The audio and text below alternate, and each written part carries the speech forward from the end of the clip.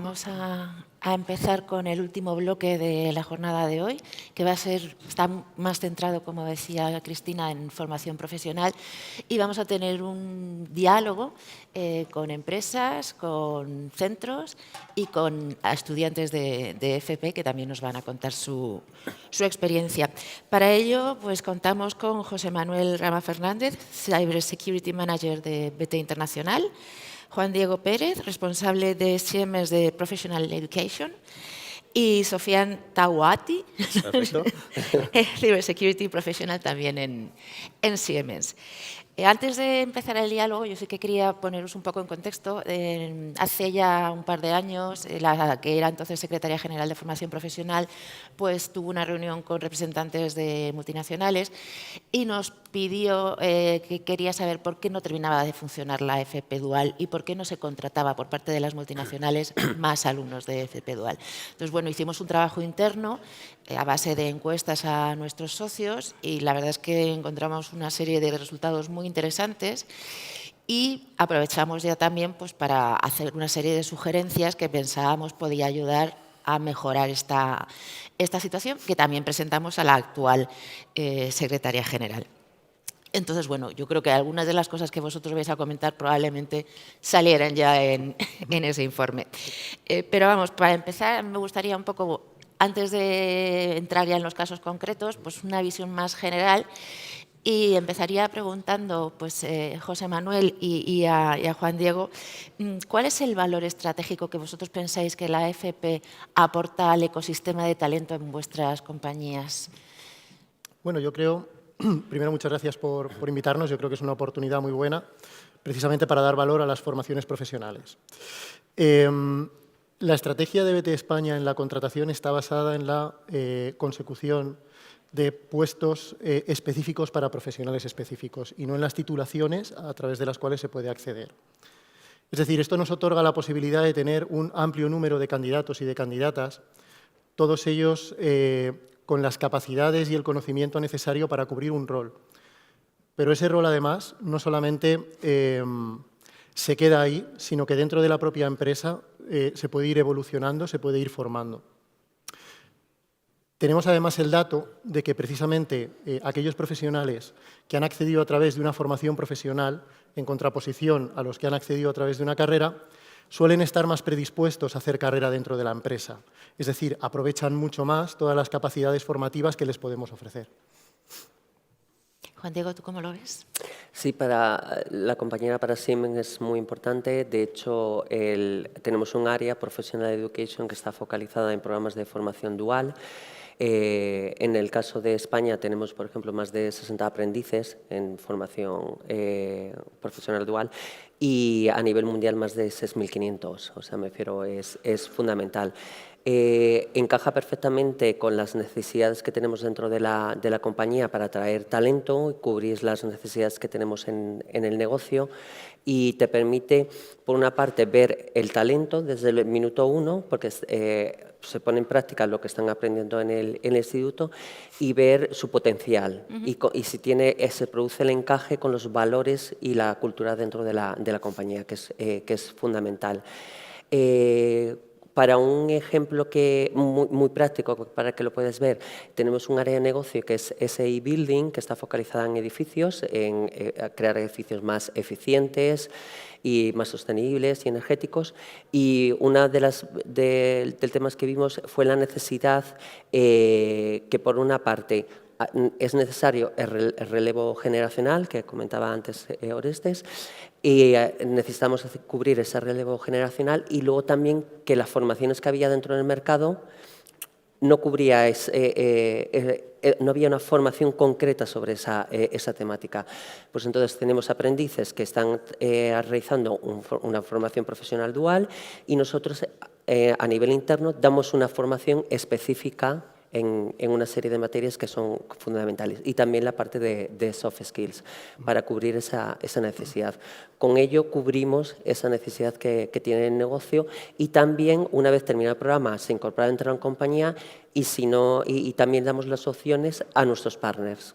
trabajamos con diferentes empresas, pequeñas empresas que no tienen la capacidad de formar, a no ser una gran empresa internacional y las pequeñas empresas tienen más dificultades para formar, pues damos la oportunidad de que luego también se incorporen estos partners que trabajan en proyectos comunes con nosotros, que no, si en ese caso no pueden atraer este talento.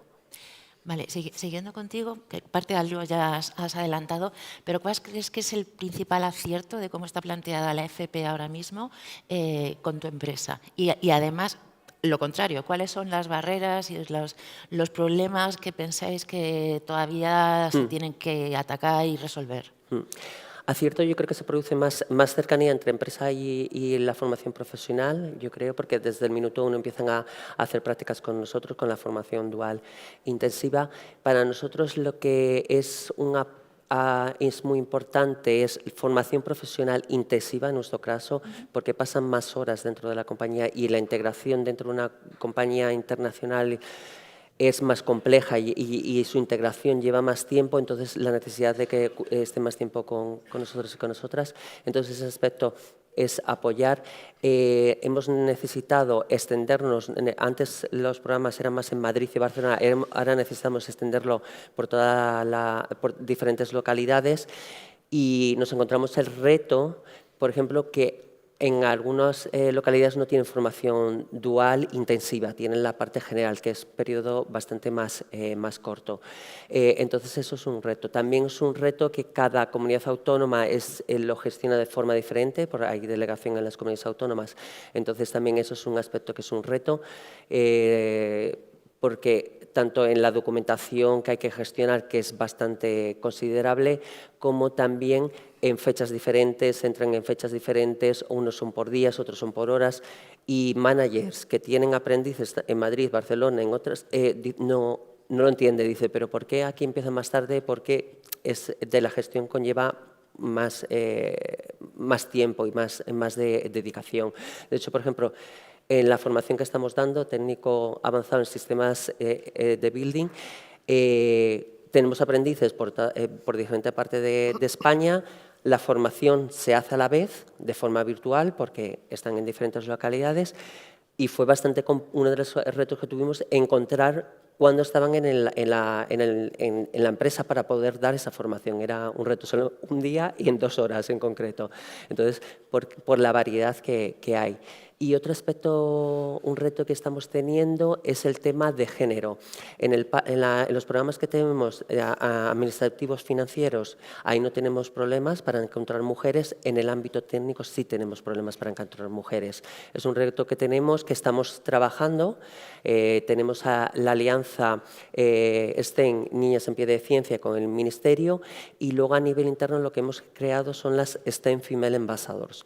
Son colaboradoras de Siemens que tienen un background STEM y que hacen actividades para promocionar las carreras STEM en jóvenes, con especial foco en niñas. Van a dar charlas a colegios e institutos, participan en mesa redonda, hacemos Girls' Day y diferentes actividades. Por ejemplo, trabajamos con la Fundación Bertelsmann, Empresas que Inspiran, que damos charlas en colegios e institutos, y también hacen cuartos de la ESO más empresa y vienen a nuestra empresa para conocer cómo es una empresa.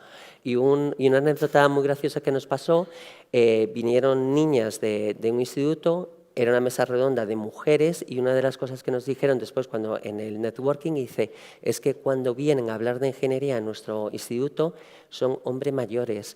Y es la primera vez que veo mujeres, porque la referencia, ¿no? Es necesario tener role models. Vimos un informe que se realizó a más de 100 diferentes países, porque solamente el 30% de las mujeres están en carreras STEM. De ese 30%, el 15% es en el ámbito de la salud, o sea que nos queda un porcentaje muy bajo. Y aspectos que tenían, no veían role models femeninos, no tenían referentes. Luego, en el ámbito tanto familiar como de los colegios e institutos, generalmente a las niñas les enfocaban más a letras y a los niños más a ciencias, y luego tampoco que no ven el impacto de la ingeniería o las carreras técnicas en la sociedad, ese impacto. Y generalmente las niñas y las mujeres quieren que su trabajo tenga impacto en la sociedad. Entonces, las STEM Female Ambassador crearon una presentación focalizada en jóvenes, no puede ser que una presentación corporativa, en la que se ve el impacto de la tecnología en la sociedad. Ajá. Y eso, diferentes actividades que hemos hecho para atraer a las... ¿Y en BT, José Manuel? Bueno, pues hablando de aciertos totales, sí que me gustaría dividir en dos pequeños bloques. El primero es un acierto total de algo que ya está ocurriendo y que, como además comentaba Juan Diego, también ha pasado en BT, y es visitas de futuros estudiantes a las oficinas. Además, la casualidad es que aquí en España tenemos el Centro de Operaciones de Ciberseguridad y Red más grande de Europa, en British Telecom. Entonces, es algo muy positivo ver cómo los futuros chavales y chavalas y estudiantes tecnológicos disfrutan con todo el trabajo que hacemos allí. Es cierto que, bueno, pues es, digamos, bastante motivador ver cómo en tiempo real monitorizamos amenazas, todo el trabajo que hacemos, y digamos que yo creo que es algo muy interesante para su futuro, tanto para los niños como para las niñas, que vean que además hay mucha diversidad y que, bueno, pues al final es accesible, es un trabajo divertido y tienen contacto con gente joven y con gente, pues bueno, pues como yo, menos joven, ahí en la oficina, ¿no?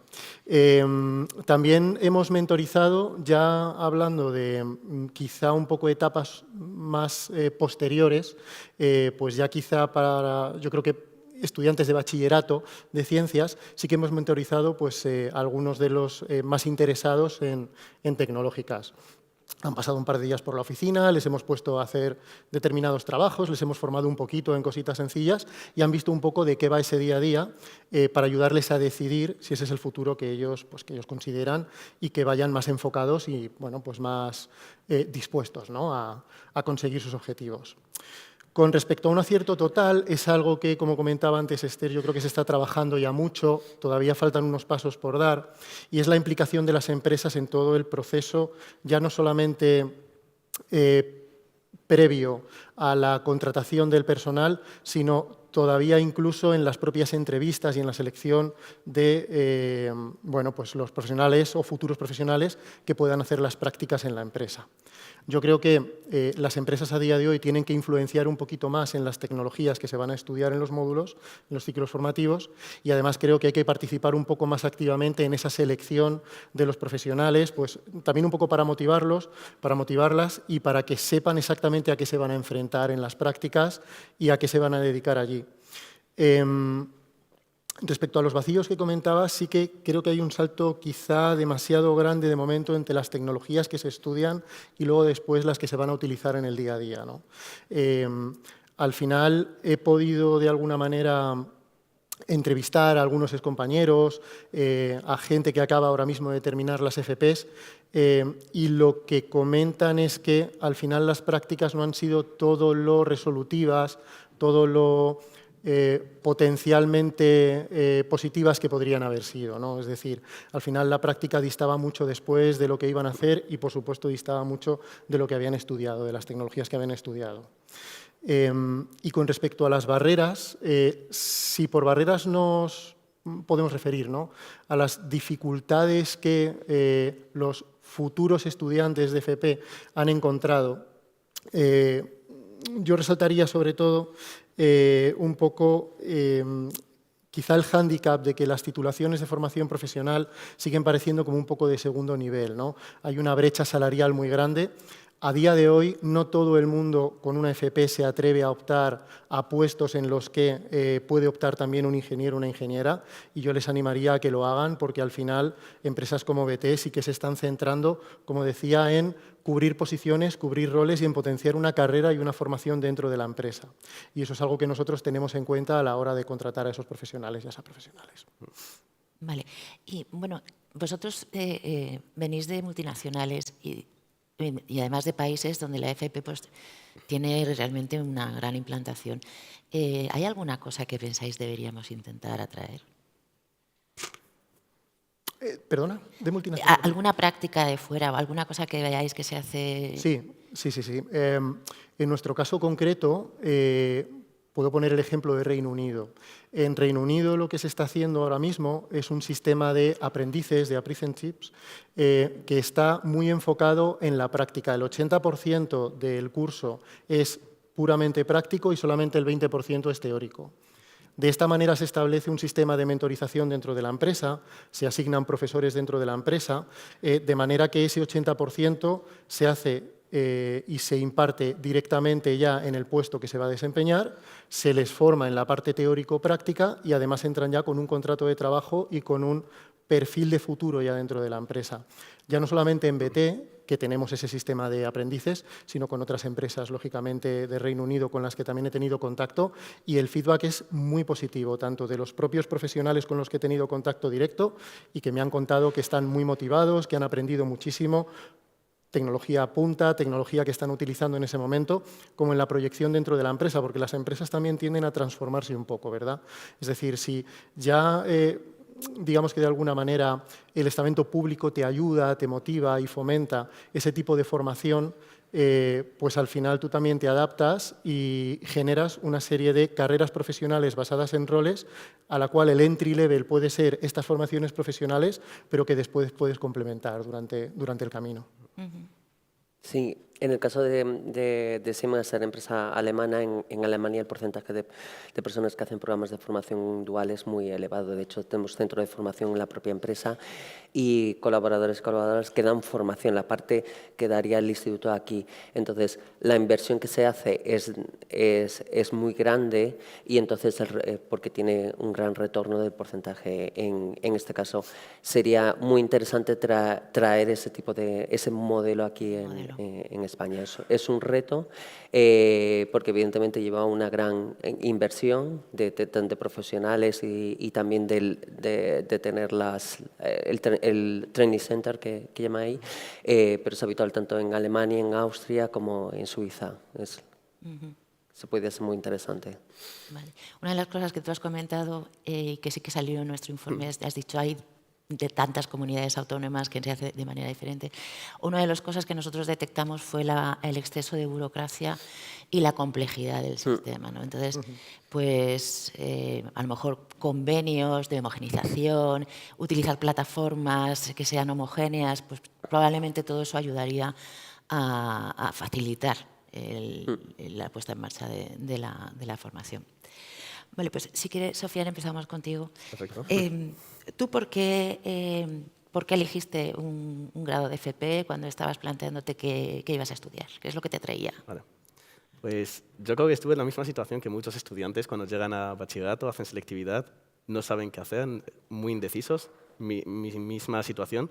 Yo tenía como referente a mi hermano mayor que estudió una ingeniería industrial, entonces tenía claro que quería ir por esa rama, por la rama industrial, pero no sabía exactamente qué elegir. Entonces, cuando acabé el bachillerato, la selectividad, estaba muy indeciso entre una formación profesional o hacer una ingeniería industrial, pero tenía muy claro que la rama tenía que ser industriales.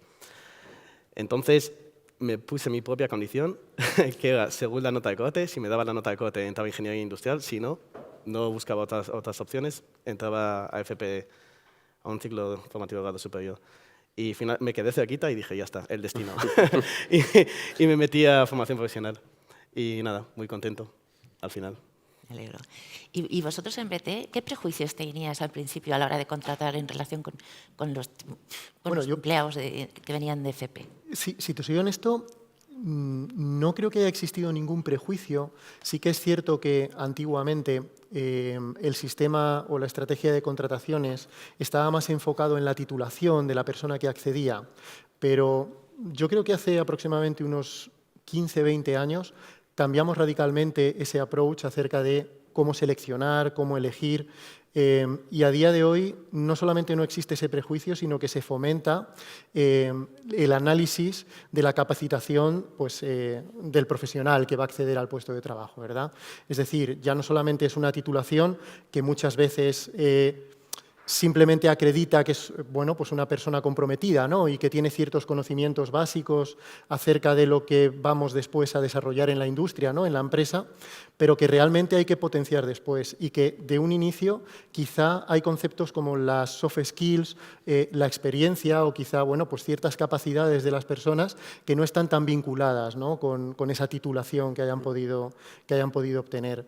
Es cierto también que depende un poco, y además un poco al hilo con lo que comentaba Sofian, yo creo que muchas veces los profesionales que optan por las formaciones profesionales son personas que están más enfocadas en la practicidad del trabajo, ¿verdad? Es mucho menos teórico. Entonces, si lo que necesitas es precisamente personas ya muy dispuestas y muy capaces y que enseguida empiecen a trabajar y a funcionar, pues quizá optas más por las formaciones profesionales. Y si tienes departamentos un poco más de I+D, un poco más enfocados en pensar a futuro, un poco más estratégicos, pues ahí sí que puedes optar por carreras. O sea que al final cada perfil entra dentro de una posición y entra dentro de un plan de carrera y es totalmente compatible.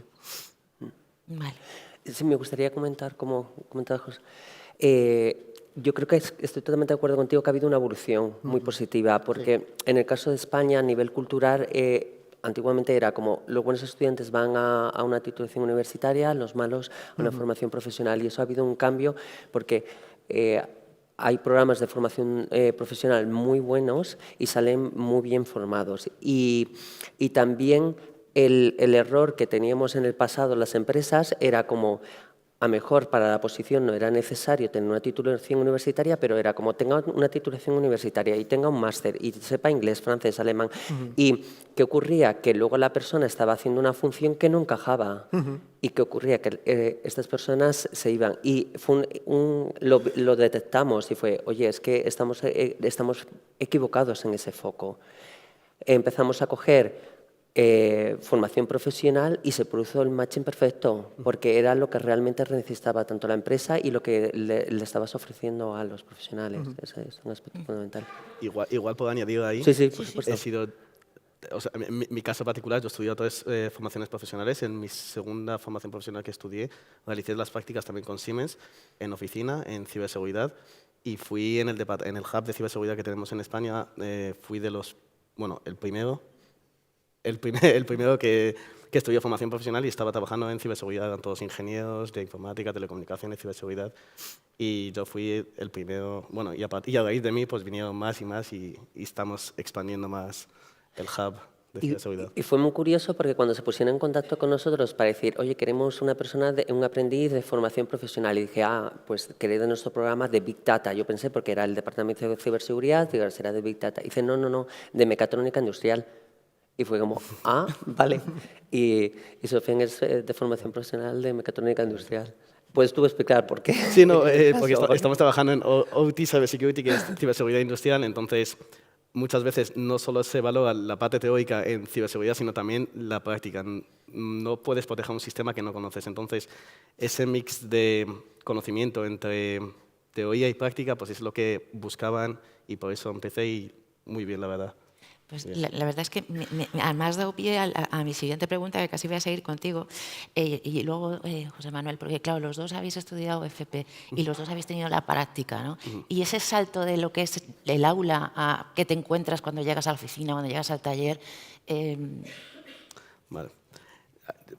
Igual el primer salto que di fue en taller, en fábrica, también en Siemens, en una fábrica de mobility aquí en Madrid. Y creo que el salto, bueno, como en todo, los comienzos son siempre difíciles, es algo nuevo, te enfrentas a retos nuevos. Y igual por